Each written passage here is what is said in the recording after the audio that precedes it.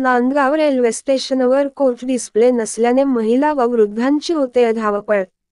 नाशिकच्या नांदगाव रेल्वे स्टेशनवर coach position display नसल्याने महिला आणि वृद्ध प्रवाशांची प्रचंड त्रेधा ओढून मोठा मनस्ताप सहन करावा लागत आहे।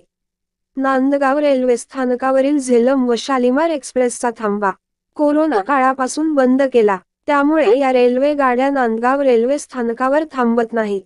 त्यांना पूर्ववत थांबा द्यावा, तसेच अमरावती पुणे या रेल्वेगाडीलाही थांबा मिळावा अशी मागणी करण्यात आली आहे।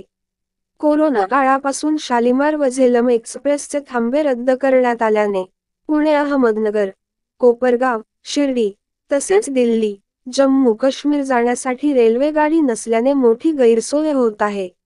जम्मू काश्मीर सरहद्दीवर नांदगाव तालुक्यातील जवळपास 1000 जवान देश सेवा करतात। तसेच नांदगाव तालुक्यातील भाविक अमरनाथ यात्रेसाठी नियमित जात असतात।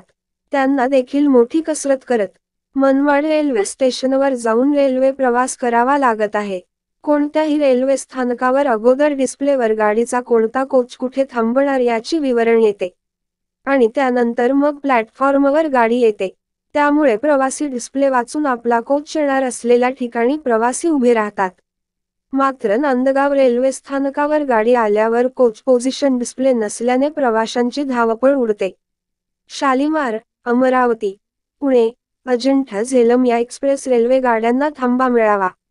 तसेच मराठवाड्याचे प्रवेशद्वार नांदगाव असल्याने सचखंड एक्सप्रेसलाही थांबा मिळावा।